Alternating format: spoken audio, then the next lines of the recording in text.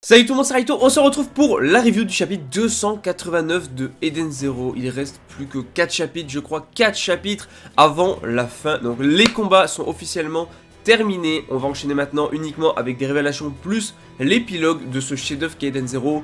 Et vraiment, je suis trop content de vous en parler, il faut que je vous en parle tellement c'est une œuvre qui m'aura marqué à jamais, voilà, tout simplement. Donc n'hésitez pas à liker la vidéo si jamais elle vous plaît, à vous abonner si vous aimez Eden Zero. On va vivre le final de Eden Zero ensemble, donc ça y est, le croque-mitaine, grâce à la gravité de Shiki, a mangé Mother qui a repris sa forme initiale, la Terre, et on a une conversation très intéressante avec Shiki et justement le croque-mitaine, où il avait dit justement qu'ils pouvaient être amis, et on a en fait le croque-mitaine qui dit que la personne qu'elle cherche, parce qu'elle cherche une personne en fait, elle parlait elle aussi ainsi être amie. Donc ce croque-mitaine là est à la recherche de quelqu'un. Encore une fois on peut rester sur la théorie de c'est la Dark Rebecca, donc c'est la Rebecca du futur ou je sais pas quoi. Et donc en fait celui qu'elle cherche c'est bel et bien Shiki, ou peut-être Ziggy en l'occurrence, le Shiki de son époque quoi. Donc en vrai on va en parler après parce qu'il y a quand même pas mal de choses à dire sur ça finalement vu la fin du chapitre. En tout cas le croque-mitaine va disparaître, Mother a repris sa forme initiale.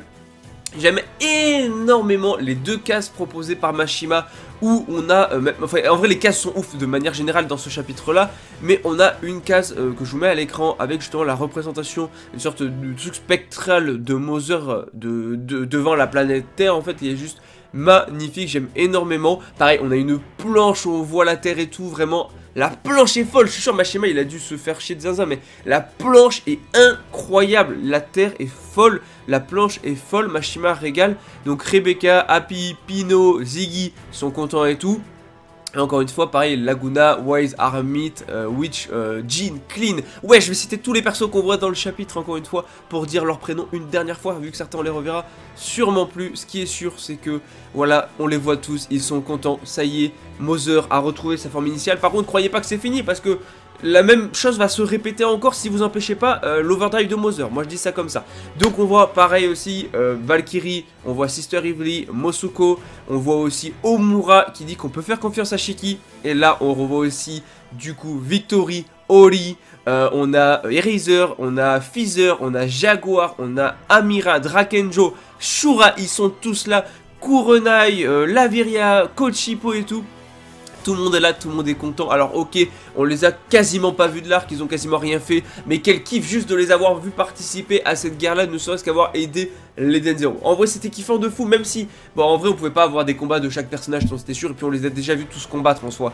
Donc c'était pas hyper intéressant. Mais juste le fait de les avoir vus intervenir pour aider l'Eden Zero, je trouve ça trop bien. Et pareil, l'autre cas que j'ai adoré, c'est que comme la représentation spectrale de Mother devant la Terre, on voit justement un astre derrière. Alors je sais pas si c'est vraiment la Lune ou juste en soi un astre qui est juste à côté de la Terre. Donc ça pourrait être clairement la Lune, hein, il y a des chances. Mais on voit Xiaomei, parce qu'effectivement elle nous avait dit que c'était un astre aussi. Voilà, c'est la confirmation, elle est là. Xiaomei qui leur dit merci à tous, c'est la fin du voyage, je vous jure.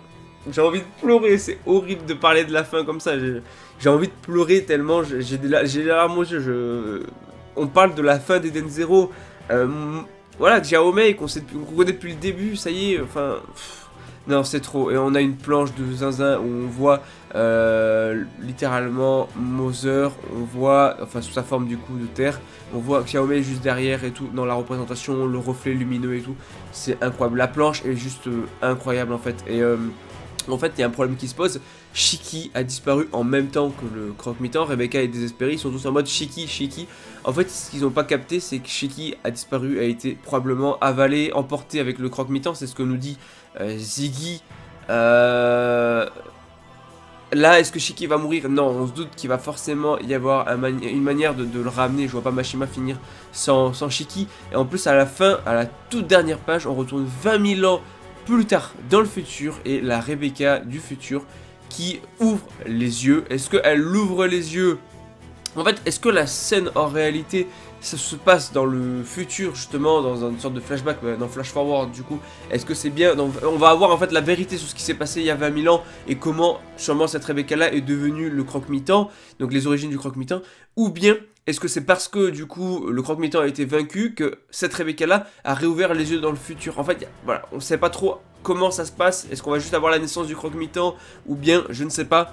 Mais ce qui est sûr, c'est que là, les prochains chapitres, ça va pas être du combat. Les combats sont finis, Void est vaincu, le croque-mitant c'est fini. Là maintenant, ça va être que des révélations, les origines du croque-mitant, la Rebecca du futur et tout, plus la fin avec l'épilogue. Donc en vrai, je pense que pour raconter tout ça, il reste 4 chapitres, ça va être 2-3 chapitres sur ça et un chapitre d'épilogue avec la fin d'Eden Zero.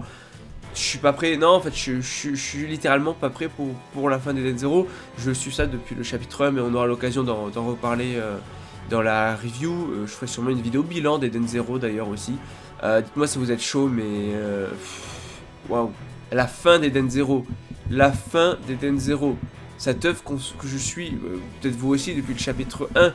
Donc j'en parle sur les réseaux depuis le chapitre 1. Donc j'ai fait des vidéos avant même que le chapitre 1 sorte sur les premiers visuels. Non, vraiment, c'est trop d'émotions. Voilà, c'est le terme, les émotions. Bon, on va s'arrêter là, mais vivement le prochain chapitre d'Eden Zero, parce que Eden Zero, c'est la vie.